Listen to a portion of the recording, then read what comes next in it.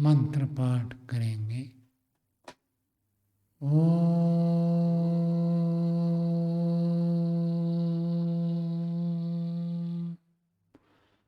सहना भवतु सहनौ भुनक्तु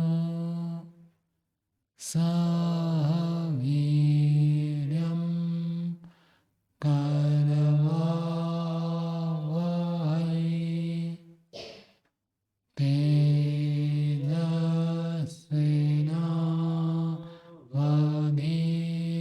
तेजस्विनावधीतमस्तु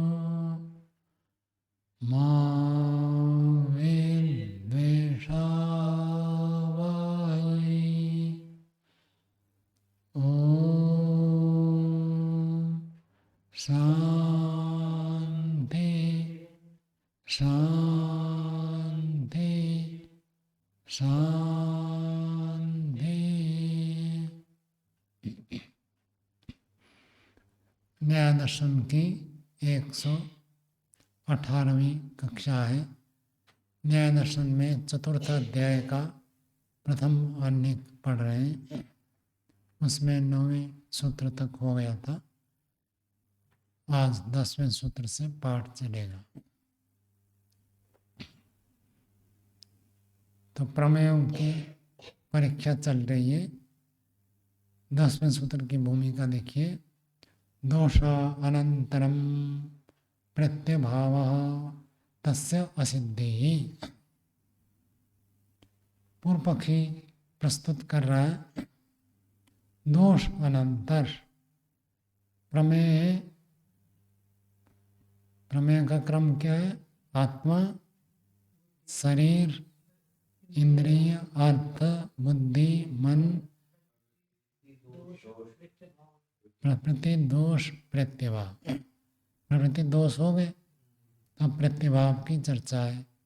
तो दोषानंतरम प्रत्यभाव, दोष के बाद प्रत्यभाव का क्रम है।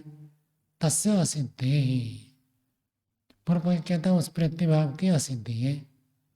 क्यों असिद्धि है? तो प्रतिज्ञा हो गई पूर्व पक्षी की। हेतु दे रहे आत्मना नित्यत्वात्, क्योंकि आत्मा नित्य है। जब नित्य होगा तो प्रत्यभाव कैसे होगा?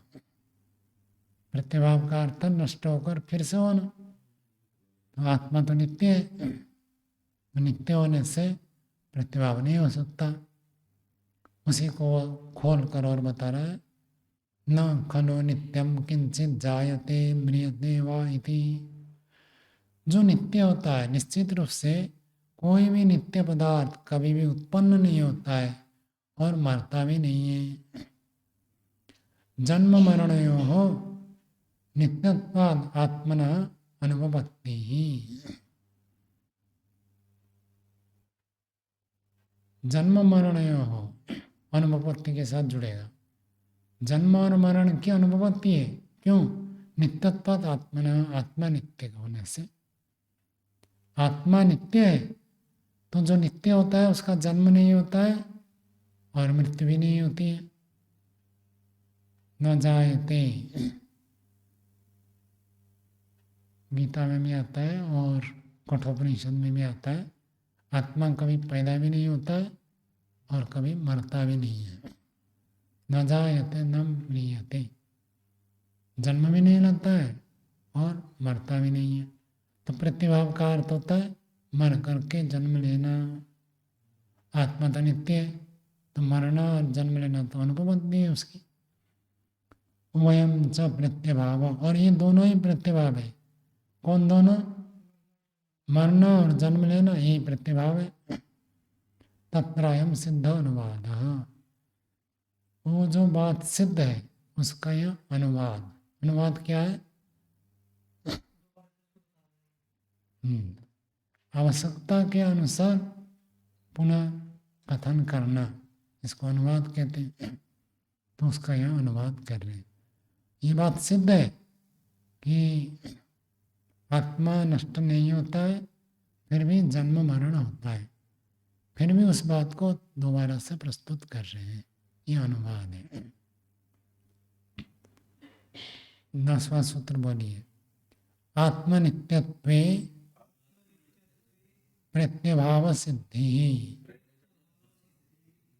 सिद्धांति का सूत्र है। सिद्धांति कह रहा आत्मा के नित्य होने पर ही प्रत्यभाव की सिद्धि होती है। देखो, उसी एक बात को एक व्यक्ति कैसे प्रस्तुत करता है और दूसरे व्यक्ति उसको कैसे प्रस्तुत करता है। उन्होंने कहा था आत्मा नित्य होने से प्रत्यभाव नहीं हो सकता, जन्म मरण नहीं हो सकता। ये कहता है आत्मा का नित्य होने से ही जन्म मरण होगा। यदि आत्मा अनित्य है तो खत्म हो गया, फिर तो नई आत्मा की उत्पत्ति होगी, उस आत्मा की तो होगी नहीं। तो जन्म मरण कब होगी? जब आत्मा नित्य है, एक शरीर छोड़कर दूसरे शरीर में जाएगा, तभी तो होगा।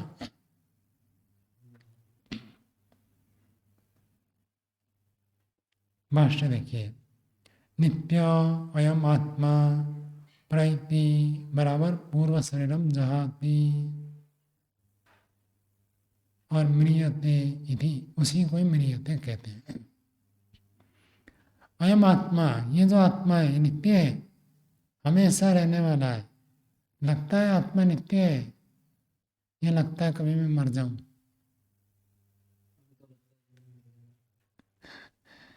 तो इसी के ऊपर तो चिंतन मनन करना पड़ेगा ना। पढ़ने मात्र से नहीं होगा। न श्रवण मात्रेण तत्सिद्धिर अनादिवासना बलवत्वात्। सुन लेने मात्र से ना ईश्वर का अस्तित्व अनुभव होगा, ना आत्मा का नित्यत्व अनुभव होगा। जितना चिंतन मनन करेंगे, निधिध्यासन करेंगे, उतना अनुभव होगा। निधिध्यासन के बिना ये होगा नहीं। पढ़कर पार करने से कुछ नहीं होगा। तो नित्य अयम आत्मा, ये आत्मा नित्य है। कैसे लगता है विमोल जी? लगता है कि आत्मा तो कभी खत्म होने वाला नहीं है, या कभी लगता है मैं मर जाऊंगा? जब आत्मा की स्थिति बनती है लगता है तो लगता है। और मैं मर जाऊं, ये जो डर लगता है इसको क्या कहते हैं? अभिनिवेश क्लेश है। और क्या है? मरने का भय। और जब आत्मा को जान लेता है तो मृत्यु का भय खत्म। तमेव विद्वान न विभाय मृत्यु। ईश्वर को जान लेता है, आत्मा को जान लेता है, तो फिर मृत्यु से डरता नहीं है। शास्त्रकार ऐसे कहते हैं जैसे कोई पथिक गाड़ी की अपेक्षा करता है, गाड़ी आ जाए तो बैठकर चल पड़ो, तो ऐसे मृत्यु की प्रतीक्षा करता है योगी। कब आए, ऐसे उसको कोई डर नहीं लगता। तो नित्य अयम आत्मा प्रैति, प्रैति का अर्थ पूर्व शरीरम जहाति, जो शरीर पहले प्राप्त है उस शरीर को छोड़ देता है, इसी को हम कहते हैं म्रियते। म्रियते कहो प्रैति कहो एक ही बात है। और प्रत्या जब पूर्व शरीरम हित्वा, तो प्रत्यय ये कौन सा प्रत्यय है? न्यप प्रत्यय। किस अर्थ में होता है?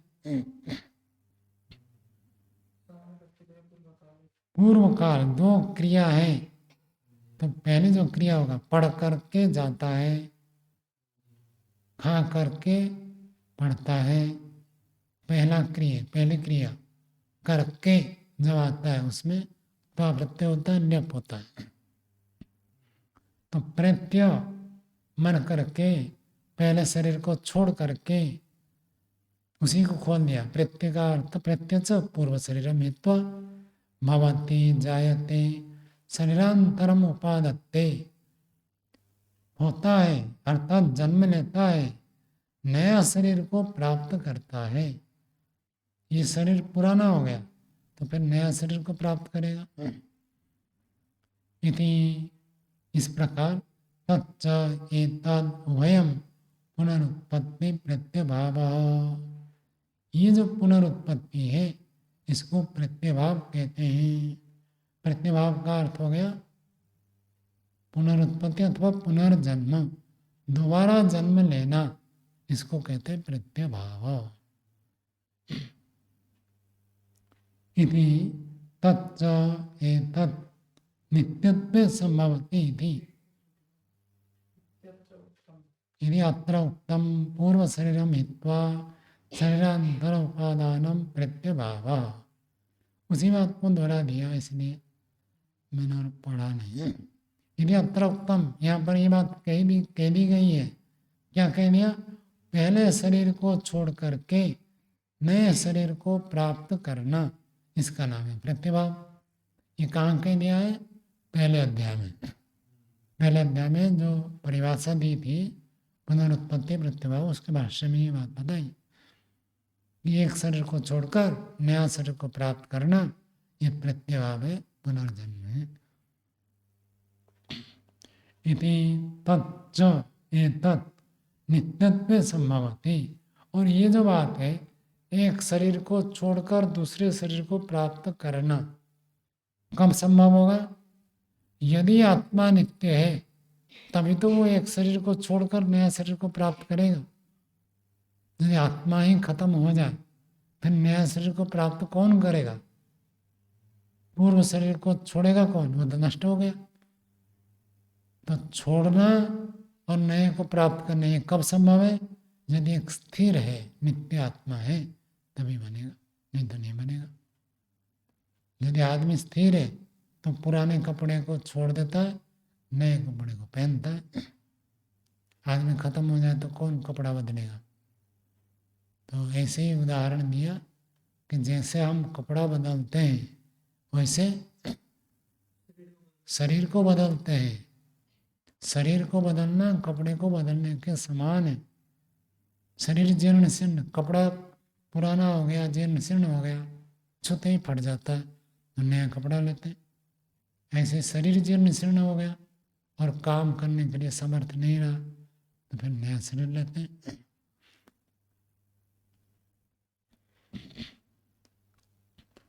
यस्य तु सत्वोत्पादः सत्वनिरोधः प्रत्यभावः तस्य कृतहानम् अकृत अभ्यागमश्च दोषः।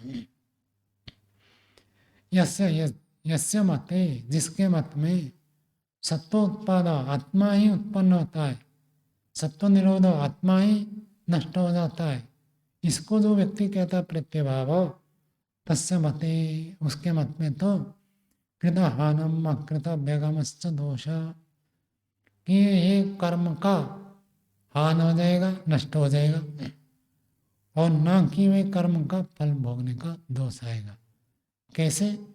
अभी आत्मा ने जिस शरीर को प्राप्त किया हुआ है, इस शरीर में कर्म किया और मरते तक कर्म करता जाता है, और मर गया तो कर्म का फल तो भोगा नहीं है, तो जो किया हुआ कर्म था उसका तो हान हो गया, नष्ट हो गया। और अगला शरीर जो है, ये आत्मा तो खत्म हो गया, अगला शरीर किसको मिलेगा? नई आत्मा को मिलेगा। आत्मा में उत्पन्न हुआ, उस आत्मा ने तो कर्म किया ही नहीं, तो बिना कर्म किए उसको शरीर माता पिता सब मिलेंगे, ये मानना पड़ेगा। अकृत का अभ्यागम, न किए हुए कर्म का फल भोगने का दोष आएगा। और इस जन्म में यदि आत्मा मर गया कहेंगे, आत्मा ही खत्म हो गया कहेंगे, तो आत्मा ने जो जो कर्म किया था वो सारे कर्म कहाँ गए? नष्ट हो गए, मानना पड़ेगा। तो ये दोष आएगा। पुनर्जन्म ही नहीं मिलेगा, तब तो केवल जन्म मिलेगा कि उसमें उत्पत्ति हुई, पुनरुत्पत्ति तो बनेगी नहीं। हाँ, इसलिए तो कह रहे, जो व्यक्ति ऐसे मानता है उसके मत में ये दोष आएगा।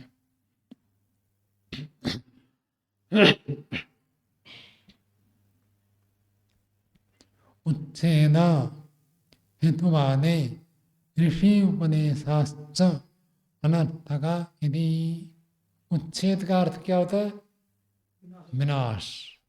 आत्मा का यदि विनाश मानते हैं, और हेतुवाद क्या है? हेतु का अर्थ होता है कारण। किसी कारण से आत्मा की उत्पत्ति हुई, ऐसे यदि मानते हैं, आत्मा का विनाश मानेंगे अथवा आत्मा का किसी हेतु से, कारण से उत्पत्ति मानने पर ऋषि उपदेशाश्च अनर्थक यदि ऋषियों के सारे उपदेश जो है वो व्यर्थ हो जाएंगे। ऋषियों ने क्या उपदेश दिया है? सत्य बोलो, झूठ मत बोलो।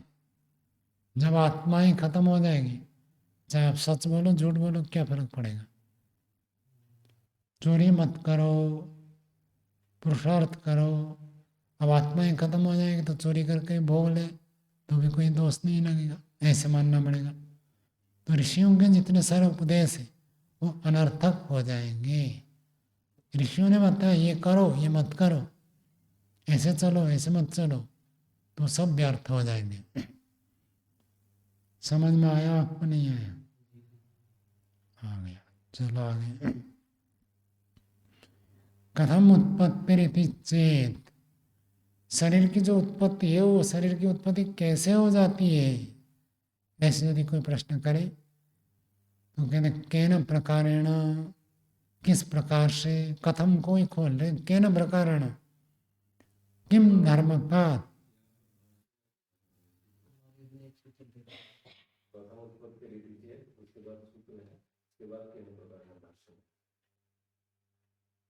ना ना भाष्य में नहीं आएगा, ये भूमिका में आएगा। हमारे में दे रखा है, इसके बाद कथम उत्पत्ति की चेत सूत्र दे रखा है, व्यक्ताद। नहीं, वो सूत्र बाद में आएगा। इसे कथम उत्पत्ति चेत की तो व्याख्या ही भाष्य में नहीं आएगा, गलती से छप गया। केन प्रकारेण, किस प्रकार से, किम धर्म का, किस धर्म वाले से, कारणात् व्यक्तम शरीरादि उत्पद्यते, किस धर्म वाला से, किस धर्म वाले कारण से व्यक्त शरीर की उत्पत्ति होती है, ये भूमिका है। तो भूमिका में प्रश्न उठा रहे हैं कि किस का प्रकार से, किस धर्म वाले कारण से व्यक्त शरीर की उत्पत्ति हो जाती है। शरीर तो व्यक्त है, तो व्यक्त शरीर कैसे उत्पन्न होता है, तो उसका उत्तर अगले सूत्र में बता रहे हैं। 11वां सूत्र बनिए, व्यक्तान व्यक्तानाम प्रत्यक्ष प्रामाण्यात्, कहते व्यक्त कारण से व्यक्त शरीर की उत्पत्ति होती है। कैसे पता चलता है? कहते प्रत्यक्ष प्रामाण्य, प्रत्यक्ष प्रमाण से पता चलता है। प्रत्यक्ष प्रमाण किस में आता है? किसमें मतलब 5 अवयव में से कौन सा होता है?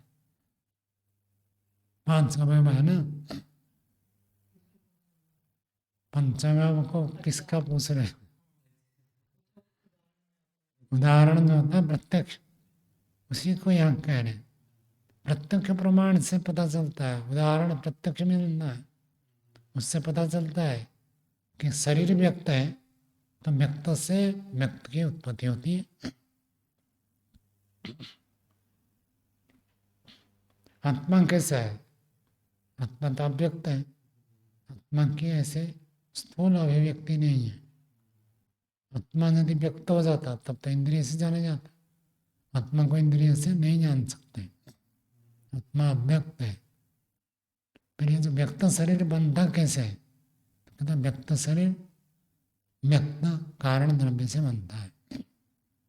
भाष्य देखिए, व्यक्ता बराबर भूत समाख्याता पृथ्वी आदिता परम सूक्ष्मात् नित्यात् व्यक्तम शरीर इंद्रिय विषय उपकरण आधारम प्रज्ञातम द्रव्यम उत्पद्यते।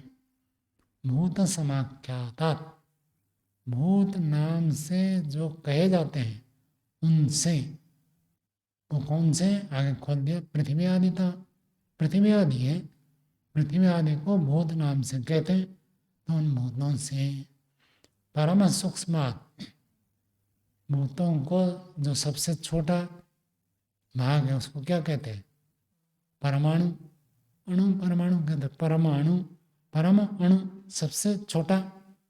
तो ये परम सूक्ष्म इसलिए कह रहे हैं, परम सूक्ष्म नित्यात्, लेकिन परमाणु को नित्य मानते हैं, तो नित्य परमाणु से व्यक्तम, ये व्यक्त शरीर इंद्रिय विषय उपकरण आधारम, शरीर इंद्रिय और विषय उपकरण के आधार नाम से प्रज्ञातम प्रकर्षण ज्ञातम द्रव्यम प्रसिद्ध द्रव्यों की उत्पत्ति होती है। परम सूक्ष्म जो हो गए परमाणु, उन परम सूक्ष्म परमाणुओं से जो कि पृथ्वी आदि भूत के नाम से प्रसिद्ध है, उनसे शरीर की भी उत्पत्ति होती है, इंद्रियों की उत्पत्ति होती है, विषयों की उत्पत्ति होती है, उपकरण सब तैयार होकर अलग अलग द्रव्य की उत्पत्ति हो जाती है। उपकरण, उपकरण तो साधन होते हैं। अच्छा ये जो अन्य इंद्रियों से ज्ञानेंद्रिय लेते हैं तो कर्म इंद्रियों को आप उपकरण ले सकते हैं। या ये अंदर नदी पहाड़ आदि दिखते हैं। नहीं, उपकरण में नहीं आएंगे। और आगे कहते हैं व्यक्तम च खलु इंद्रिय ग्राह्यम तत् सामान्य कारणम अपनी व्यक्तम। व्यक्त क्या होता है? इंद्रिय ग्राह्यम, इंद्रियों के द्वारा जो ग्रहण होता है उसको हम कह देते हैं व्यक्त है।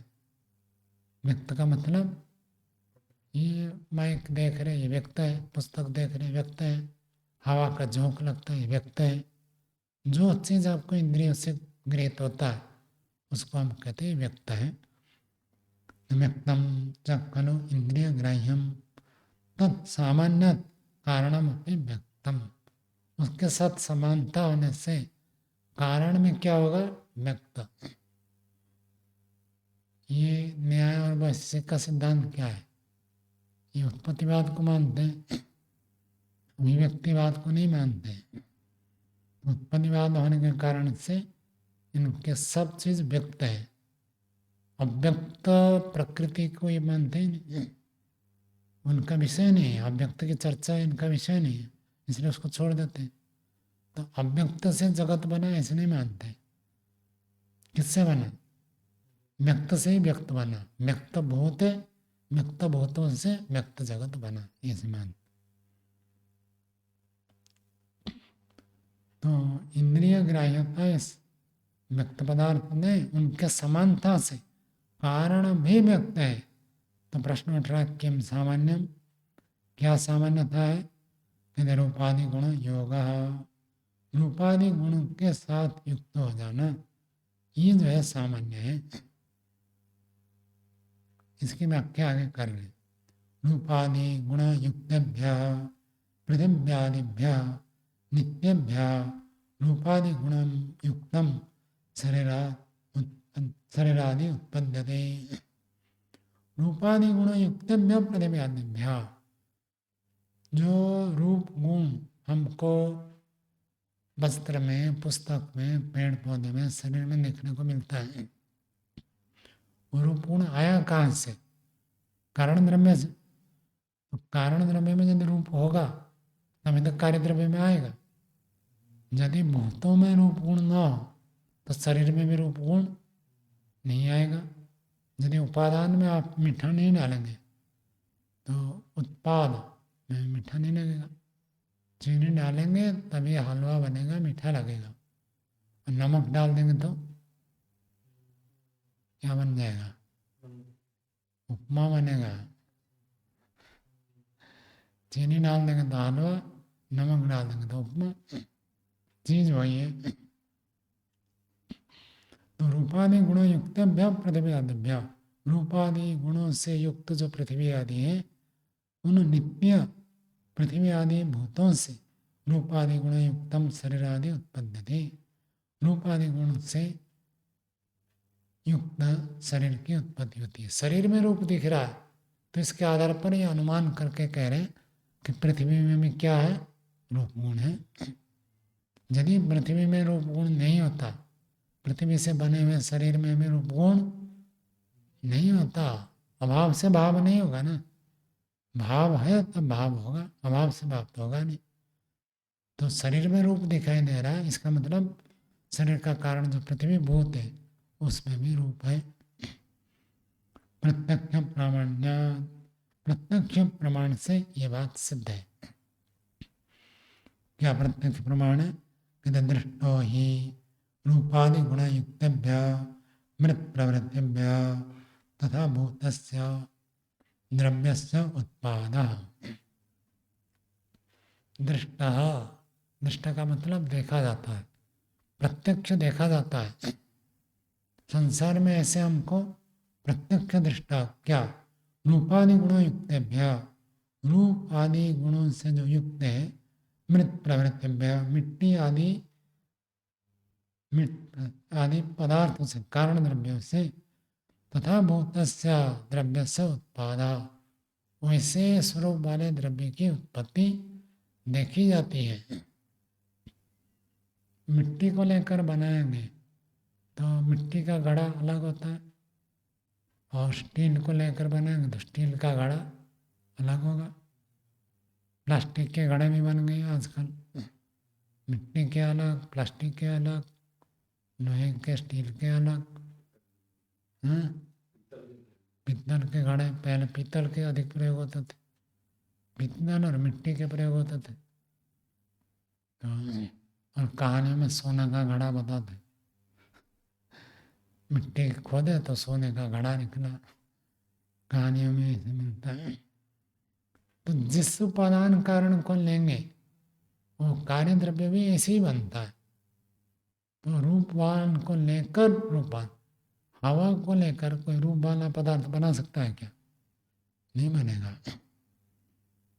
तो कारण द्रव्य में रूप है तो कार्य द्रव्य में रूप आता है, ये प्रत्यक्ष देखा जाता है। तो तेन, इसी से अदृष्टस्य अनुमानम, अदृष्ट का अर्थ यहाँ भाग्य वाला दृष्टि नहीं है, अप्रत्यक्ष, अदृष्ट का अर्थ अप्रत्यक्ष अनुमानम, जो अप्रत्यक्ष है। शरीर किससे बना? पृथ्वी से बना, और पृथ्वी में रूप गुण है, ये प्रत्यक्ष नहीं है। पृथ्वी में रूप गुण का प्रत्यक्ष नहीं है, उसका अनुमान करना चाहिए। प्रत्यक्ष हमने 10 चीज को देखा, सूजी से बनाते हैं तो हलवा बनता है, आटे से बनाते हैं रोटी बनता है। कारण कार्य, कारण कार्य को देखते हैं। तो ऐसे 50 जगह पर हमने देखा, और शरीर किससे बना ये देखा नहीं हमने, तो इसका अनुमान करेंगे। रूप वाला शरीर है तो रूप वाले से ही बना होगा, तो कारण द्रव्य में भी रूप होगा, ऐसा अनुमान करना है। रूपादीनाम अन्वय दर्शनात् प्रकृति विकारयोः पृथ्वी आदीनां नित्यानाम अतीन्द्रियाणां कारण भाव अनुमीयते इति। रूपादीनाम, रूप आदियों का अन्वय दर्शनात्, जुड़कर देखा जाने से। कहाँ जुड़कर देखा जाता है? प्रकृति विकारयोः, सप्तमी, प्रकृति विकारों में रूप आदि का अन्वय देखा जाता है। सूजी में भी रूप था और हलवा में भी रूप बना, उपमा में भी रूप बना, आटे में रूप गुण था, रोटी में भी रूप गुण है, मिट्टी में रूप गुण था, घड़े में रूप गुण आया, सोने में रूप गुण था, कुंडल में रूप गुण आया। जैसे कारण द्रव्य को लेते हैं, कार्य द्रव्य में वो गुण जुड़कर रहता है। हवा का रूप नहीं है तो हवा से कुछ बनाकर आप रूपवान नहीं बना सकते, रूपवान से ही रूपवान बनता है। तो ये जो हमने प्रकृति विकार में रूपादि गुणों का अन्वय देखा, जुड़कर रहना, युक्त होकर देखा गया, कारण में भी है, प्रकृति में भी है, और विकार में भी है, कार्य द्रव्य में भी है। तो पृथ्वी आदि नाम नित्यानाम, पृथ्वी आदि जो नित्य है उनका अतीन्द्रियाणाम, वो अतीन्द्रिय है, कारण भाव अनुमीयते, उनके कारण भाव को अनुमान किया जाता है। सांख्य दर्शन में चर्चा की कि भाई प्रकृति से ये बना, उससे ये बना, उससे ये बना, फिर अंत में 5 महाभूत बने। तो कब 5 महाभूत किससे बने? 5 तन्मात्राओं से। का आपको पता कैसे चला? सांख्य पढ़ लिया ना आपने? ये वाला तो पढ़ पढ़ लिया तो बता दो कैसे बताया? 5 भूतों की उत्पत्ति तन्मात्रा से हुई है, कैसे पता चला? क्या उत्तर दिया? कार्यम तस्य लिंगम, कार्य द्रव्य ही उसका लक्षण है कि वो किसी कारण से पैदा हुआ। कार्य बिना कारण के उत्पन्न नहीं होता है। तो कार्य मिल रहा है तो कोई ना कोई कारण होगा। कारण क्या होगा? इसे अनुमान प्रक्रिया से सिद्ध किया। प्रत्यक्ष तो होगा नहीं। समाधि प्रत्यक्ष होगा, इंद्रिय प्रत्यक्ष नहीं है। तो भूतों का कारण भाव को यह अनुमान करके जानते हैं। शरीर आपका बन गया भूतों से, पता कैसे चला? पता नहीं है ना। माँ के गर्भ में शरीर का निर्माण होता है, न माँ जानती है न पिता जानते हैं। कौन निर्माण करता है? ईश्वर करता है। किससे करता है? शून्य से नहीं करेगा, किसी न किसी कारण से ही शरीर का निर्माण करेगा। वो कारण क्या है? भूत है। कैसे पता चला? अनुमान से। क्या अनुमान है? भूतों के अतिरिक्त और कोई रॉ मटेरियल है नहीं शरीर बनाने के लिए।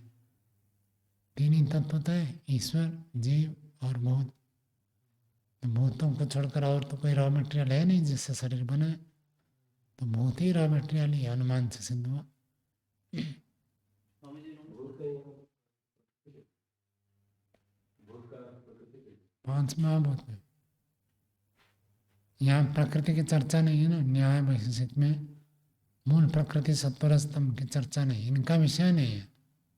भूतों से सृष्टि की उत्पत्ति की चर्चा करते हैं और प्रलय में भूत तत्व के मानते हैं, बस। इससे पीछे इनका विषय नहीं है, तो इसलिए उसकी बात नहीं करते। स्वामी जी इन्होंने पृथ्वी आदि नाम अतीन्द्रिय नाम, मतलब पृथ्वी आदि को अतीन्द्रिय का है। जब ये भूतों से उत्पत्ति मानते हैं तो पृथ्वी आदि तो हमें दिखती हैं, ये तो पृथ्वी तत्व दिखता है, अग्नि तत्व दिखता है, वायु दिखता है। पृथ्वी तत्व में बताओ भाई क्या? परमाणु है।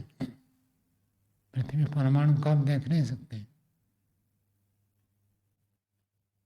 अतीन्द्रियत्वात् अणुनाम सूत्र है जी। सेना बनवत इति चेत् न अतीन्द्रियत्वात् अणुनाम। किस प्रसंग में आया था? सेना बनवत इति चेत्, सेना वन वत इति चेत् न अतीन्द्रियत्वात् अणुनाम।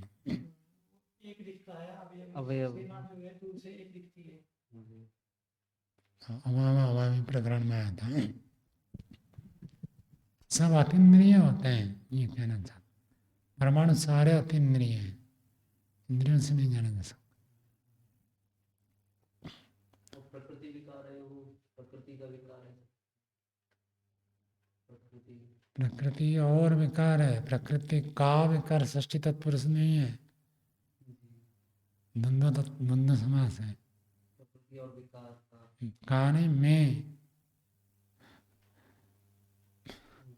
मैं अपना पढ़ाता हूँ, आप अपना पढ़ लेते हैं।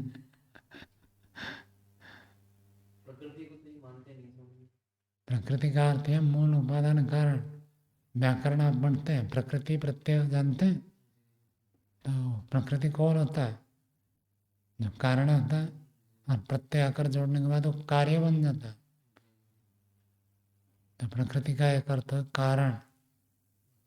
प्रकृति का अर्थ केवल सत्वर स्तंभ नहीं होता है।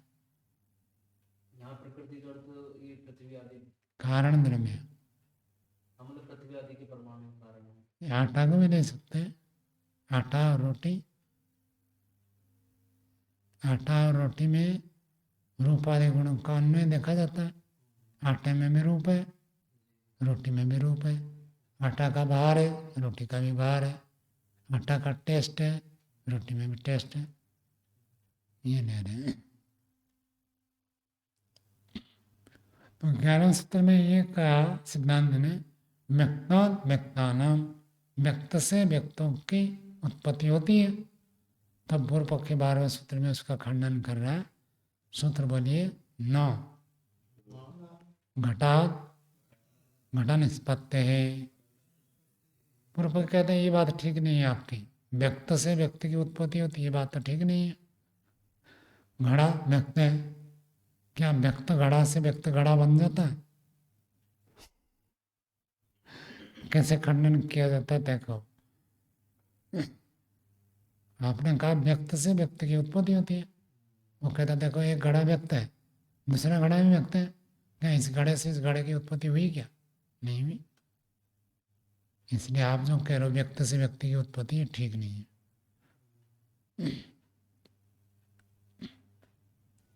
आगे मास्टर देखिए, इदम अपि प्रत्यक्षम।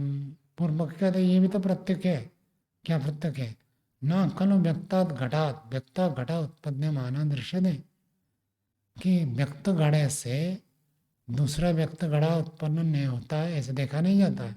न दृश्यते, एक व्यक्त पदार्थ से दूसरा व्यक्त पदार्थ पैदा हो जाए, ऐसे तो देखा नहीं जाता।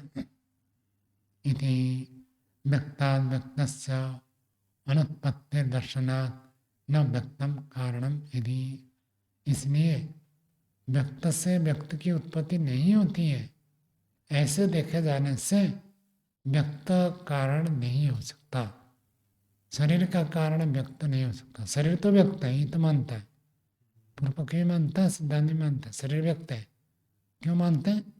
क्योंकि इंद्रिय ग्राह्य है, जो इंद्रियों से दिखता है उसको तो व्यक्त मानना ही पड़ेगा। तो शरीर तो व्यक्त है, इन पूर्व पक्षी कह रहे हैं व्यक्त से व्यक्त की उत्पत्ति नहीं होती है। एक पुस्तक व्यक्त है, उस पुस्तक से दूसरी पुस्तक पैदा नहीं होती, इसलिए शरीर व्यक्त से उत्पन्न हुआ ऐसे नहीं कह सकते। सिद्धांत उसका उत्तर देता है, 13वां सूत्र बोलिए, व्यक्तात् घट निष्पत्ति है अप्रतिषेध। सिद्धांत कह रहे व्यक्त पदार्थ से घड़े की उत्पत्ति देखे जाने से इसका खंडन नहीं होता है। किसका? व्यक्त से व्यक्त की उत्पत्ति, इसका खंडन नहीं होता। पूर्व पक्षी ने कहा था व्यक्त घड़ा से व्यक्त घड़ा नहीं बनता। सिद्धांत क्या कह रहा है कि व्यक्त मिट्टी से तो घड़ा बन रहा है ना, व्यक्त घड़ा से दूसरा व्यक्त घड़ा नहीं बन रहा है, यानी व्यक्त मिट्टी से तो घड़ा बन रहा है ना, तो व्यक्त से उत्पन्न होता है, इसका आप खंडन कैसे करोगे? जो भी पदार्थ व्यक्त है वो व्यक्त से ही बनेगा, ऐसे कह रहा। इनका सिद्धांत है उत्पत्तिवाद है। कारण से कार्य उत्पन्न होगा, कारण गुण पूर्वकम कार्य गुण दृष्टा। कारण में गुण होगा तब तो कार्य में आएगा। कारण में यदि व्यक्तता नहीं है तो कार्य में व्यक्तता नहीं आएगी। सिद्धांत कह रहा है न ब्रह्म सर्वम सर्वस्य कारणम इति। सिद्धांत एक व्यक्ति है, बहुत सारे व्यक्ति है हनुमान जी, एक ही व्यक्ति है। ब्रह्म ये कौन सा वचन है? बहुवचन। कैसे हो गया बता दो। एक व्यक्ति के लिए तो एक वचन होना चाहिए, बहुवचन कैसे? इसलिए तो पूछ रहा हूँ। जाति कहाँ? मनुष्य जाति बोल रही है, ऐसे थोड़ी है। हाँ, अस्मना द्वेष द्विवचन के लिए भी बहुवचन हो सकता है, एक वचन के लिए भी बहुवचन हो सकता है। तो एक व्यक्ति कह रहे हैं पर भी बहुवचन में कह सकता है। मैंने बहुवचन में लिखा तो स्वामी सत्य जी को भ्रांति होगी कि बहुत सारे लोग आ रहे हैं। मैंने लिखा था हम सुबह सुबह पहुंचेंगे।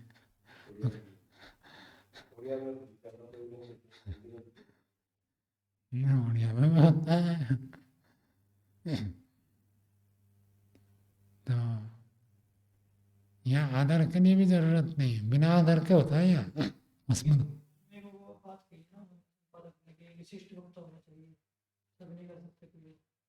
कहाँ पर होता है?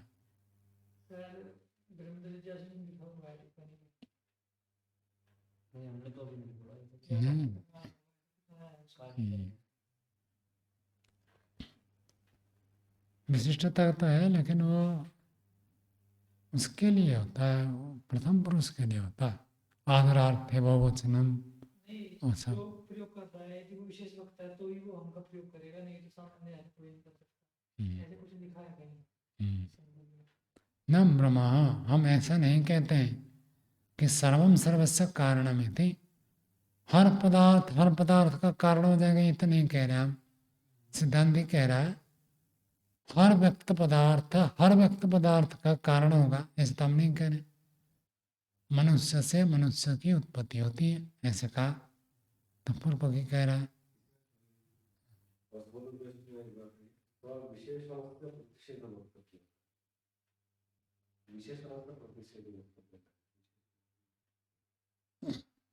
विशेषण का प्रतिषेध।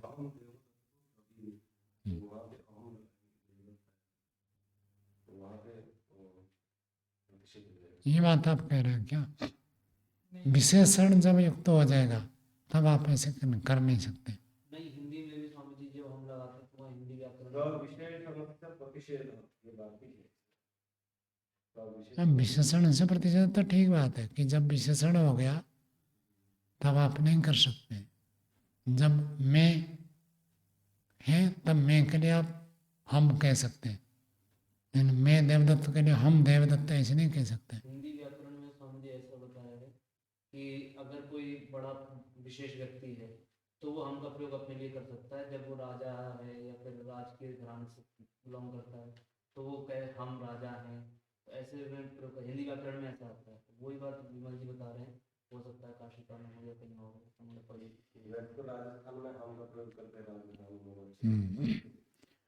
तो सिद्धांत कह रहा है कि व्यक्त से व्यक्त कहने से हम ये नहीं कह कि हर व्यक्त पदार्थ से हर व्यक्त पदार्थ हो जाएगा। तो मकान भी व्यक्त है और शरीर भी व्यक्त है, क्या मकान से शरीर की उत्पत्ति होती है? हम ऐसे कह रहे हैं क्या? इधर नहीं कह रहे, हम नहीं कह रहे कि हर व्यक्त पदार्थ से हर व्यक्त पदार्थ की उत्पत्ति होती है। सर्वम सर्वस्य कारणम इति न ब्रह्म। हर पदार्थ दूसरे पदार्थ का कारण बन जाता है। सारे व्यक्त पदार्थ सभी व्यक्त पदार्थों का कारण बन जाएंगे, ऐसे तो हम कह नहीं रहे। किंतु यत उत्पद्यते व्यक्तम द्रव्यम तथा भूतात् एव उत्पद्यते थी। लेकिन जो भी व्यक्त पदार्थ उत्पन्न होता है वह उसी प्रकार के व्यक्त द्रव्य से उत्पन्न होगा, ये कहना चाहते हैं। घड़ा बनेगा तो मिट्टी से ही बनेगा, मकान बनेगा तो ईंट पत्थर से बनेगा। तो कौन सा व्यक्त पदार्थ किससे बनेगा वो तो निश्चित है, लेकिन व्यक्त है तो व्यक्त से ही बनेगा, ये तो पक्का है। व्यक्त हर किसी व्यक्त से बन जाएगा ऐसे नहीं है, लेकिन व्यक्त बनेगा तो किसी न किसी व्यक्त से ही बनेगा। दोनों बात में है ना। स्वामी जी इनका जो मत है पृथ्वी आदि से सभी कार्य जगत बना है, और पृथ्वी आदि के जो परमाणु हैं वो अतीन्द्रिय हैं, और जो व्यक्त पदार्थ होते हैं वो इंद्रिय वाले ग्राह्य होते हैं। तो ये व्यक्त पदार्थ अतीन्द्रिय पदार्थ से कैसे बन गए? उसी बात को तो समझाना है। हमने प्रत्यक्ष में 1000 चीजों को देखा जो व्यक्त से व्यक्त बनता है जी। और शरीर आदि के जो उपादान कारण भूत के परमाणु है वो अव्यक्त है, दिख नहीं रहे, तो उसको अव्यक्त माने या व्यक्त माने? कहते हैं व्यक्त से व्यक्त का हमने 1000 जगह देखा, तो शरीर की उत्पत्ति जिससे होता है उसको भी व्यक्त ही मानना पड़ेगा, क्योंकि शरीर व्यक्त है तो उसका कारण भी व्यक्त ही होगा। क्योंकि हमने इसे 1000 जगह पर देखा, 1000 जगह पर आपने देखा धुआं है तो अग्नि में है। अब एक जगह पर केवल धुआं दिख रहा तो आप कहेंगे अग्नि में है। जी, तो फिर इस प्रकार से तो पृथ्वी आदि के परमाणु व्यक्त हो गए। व्यक्त है, तो वो व्यक्त एक अतीन्द्रिय अलग चीज है और इंद्रिय ग्राह्य एक अलग चीज है। जो जो इंद्रिय ग्राह्य है वो व्यक्त होंगे ये निश्चित है, लेकिन जो जो व्यक्त होंगे वो इंद्रिय ग्राह्य होंगे जरूरी नहीं है। नहीं है। हाँ ठीक है, लेकिन जो जो वेद भाष्य करेंगे वो जी। जरूर व्याकरण पढ़े होंगे, लेकिन जो जो व्याकरण पढ़ेंगे वो वेद भाष्य करेंगे जरूरी नहीं है। ऐसे व्याकरण का प्रयोजन यही है, रख्यार्थम वेदानाम अध्ययम व्याकरणम। इन व्याकरण पढ़नी है तो वेद भाष्य करेगा ही, कोई नियम नहीं है। इन वेद भाष्य कर रहा है तो जरूर वो व्याकरण पढ़ा हुआ होगा। एक तरफा व्याप्ति है, दो तरफा नहीं है। उसका कोई उदाहरण मिलेगा स्वामी जी? जो चीज व्यक्त है वो जरूरी नहीं अतीन्द्रिय इंद्रिय ग्राह्य ही हो। यही तो दे रहे हैं। अच्छा आप दूसरा कह रहे हो। हाँ, इन भूतों के अलावा। तो मन को क्या मानते हैं, व्यक्त है या अव्यक्त? मन तो व्यक्त है। व्यक्त है तो हो गया, आपके लिए उदाहरण मिल गया। आत्मा भी व्यक्त है, ठीक है। आत्मा अव्यक्त है। अव्यक्त है तो स्वामी जी फिर तो मन मन तो एक स्क्रीन है। मन जो होता है ना, जैसे सिनेमा हॉल में स्क्रीन होता है, उसमें चित्र आते हैं, चित्र को देखते हैं तो आपको चित्र दिखता है, स्क्रीन नहीं दिखता, लेकिन स्क्रीन के ऊपर ही तो चित्र होते हैं। तो मन रूपी स्क्रीन में विचार रूपी चित्र चलते हैं, विचारों को तो आप देख लेते हैं, दिखता है ना, मेरे मन में अभी ये विचार चल रहा है, जी तो विचार का आधार क्या है, मन है। जी इस रूप में मन का ज्ञान होता है। आत्मा का अपरोक्ष अनुभूति होती है। तो मन को व्यक्त माना जाए। कथन के हिसाब से यदि कहीं तुलना करके कहेंगे, इंद्रियों के तुलना से कहेंगे तो इंद्रियों की अपेक्षा से वो अव्यक्त है, लेकिन आत्मा के दृष्टि से देखोगे तो व्यक्त है। जब वो व्यक्त है तो उसका कारण क्या होगा? नहीं, परमाणु को व्यक्त मान रहे हैं, तो परमाणु का कोई कारण नहीं मानेंगे ये। हाँ, इनके सिद्धांत के हिसाब से चलो, इन्हीं के सिद्धांत के साथ मन को ये इनके सिद्धांत के हिसाब से नित्य पदार्थ मौलिक पदार्थ है। म- मन मन में है, परमाणु में है। अच्छा पृथ्वी के परमाणु ये मौलिक है, ये किससे बना है ऐसे नहीं मानते। इसकी चर्चा दूसरे आनेक में होगी। ये सब व्यक्त है। ठीक। आगे देखिए, व्यक्तम च तत्मृत द्रव्यम कपाल संज्ञकम यथो घट उत्पद्यते। व्यक्तम और व्यक्त हुआ है मिट्टी नामक द्रव्य, कपाल संज्ञकम, कपाल का अर्थ खंड, मिट्टी के खंड। तो मिट्टी के खंड खंड लेकर उसको जोड़ जोड़ कर व्यक्ति घड़ा बना देता है। तो ये जो कपाल संज्ञकम, ये तो घड़ा उत्पद्यते, जिससे घड़ा उत्पन्न होता है, उसको भी कपाल कहते हैं। मिट्टी खंड खंड टुकड़ा जो हो गया उसको कहते हैं कपाल। तो बनाने से पहले भी जो टुकड़ा होगा मिट्टी के, ऐसे थोड़े थोड़े टुकड़े टुकड़े लेकर जोड़ता है कुम्हार घड़ा बनाते समय। आगे न चाहेतात्म्यनुमान क्वचित अभ्यनुज्ञा लब्धम अरति इति। एतत् इस बात को निन्नुमान छुपाने वाला, क्वचित अभ्यनुज्ञा क्वचित कहीं पर भी, इस बात को छुपाने वाला कहीं भी अभ्यनुज्ञा लब्धम अरति कुछ स्वीकार कर ही नहीं सकता। यदि आप कहोगे कि शरीर की उत्पत्ति अव्यक्त से हुआ, तब तो आपको कुछ भी उपलब्धि नहीं होगी। हवा से शरीर नहीं बन जाता है, ये कहना चाह रहे। शून्य से बनेगा नहीं, तो बना किससे? भूतों से। तो ये व्यक्त है, तो इसका कारण भी क्या होगा? व्यक्त ही होगा। यदि इस बात को आप छुपाना चाहोगे तो आपको तो कुछ भी प्राप्त नहीं होगा। संसार में कोई भी द्रव्य लो, हर द्रव्य आप देखो ये व्यक्त है, तो इसका कारण भी व्यक्त है। तो अव्यक्त से बन गया, ऐसा तो बनेगा ही नहीं कुछ। कारण में जो गुण है वो कार्य में आएगा, कारण में नहीं है तो कार्य में भी नहीं आएगा। तो इसको छुपाने वाला कुछ भी प्राप्त नहीं कर सकता है। तद एतत् तत्वम, वह यह बात जो है वास्तविकता है, सत्य है। स्वामी जी जो भी पीछे प्रश्न किया था उसी में थोड़ा सा जोड़ के, व्यक्त को हम कैसे मानेंगे कि ये व्यक्त है? व्यक्त का अर्थ जिसकी अभिव्यक्ति है, एग्जिस्टेंस। हाँ, वो कैसे मानेंगे? किसी न किसी रूप से उसका ज्ञान होना चाहिए। तो ये माइक आदि है या फिर जो भी है हमारे पास सब दिख रहा है, वो सब इंद्रिय ग्राही है, उससे हमें ज्ञान हो रहा है, तो इसका मतलब वो व्यक्त है। पृथ्वी आदि के परमाणु का ज्ञान हमें नहीं होता है, इंद्रिय से ग्राह्य नहीं होता। कार्यम तस्य लिंगम, कार्य उसका लिंग है। जी यदि उसमें व्यक्तता नहीं होती तो इसमें व्यक्तता नहीं आती। कार्य द्रव्य से कारण का अनुमान किया जाता है। आपने देखा नहीं क्या क्या डाला है, खाते समय लग रहा है मीठा, तो आप क्या कहेंगे? इसमें चीनी है। चीनी डाला हुआ है, जी। चीनी तो दिख नहीं रहा। ना दिखने से नहीं कहेंगे ऐसे नहीं है, ना दिखने पर भी उसके कार्य से उसके कारण का अनुमान किया जाएगा। तो ये जो सांख्य में पंच तन्मात्रा आदि ये सब बताए हैं, ये भी व्यक्त हैं सब।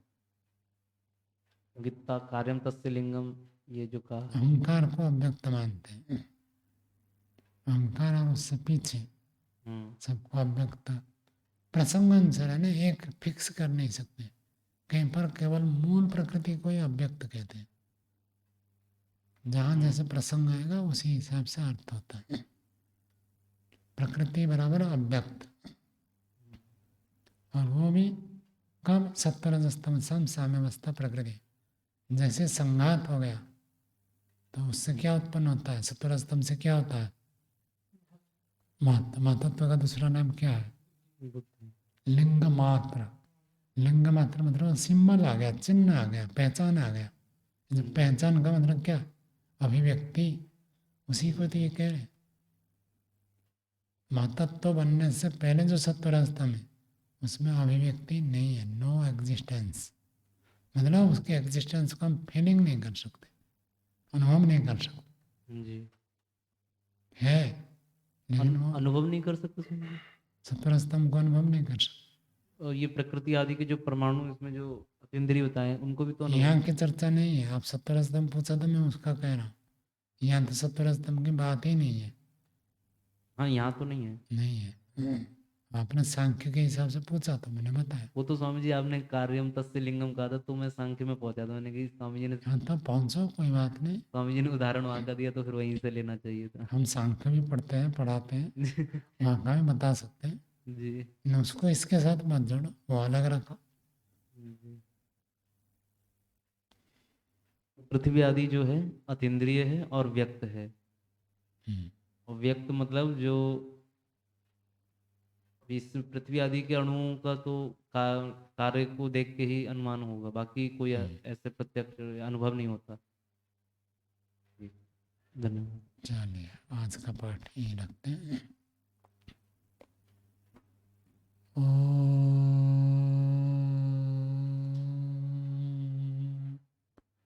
शांति शांति शांति।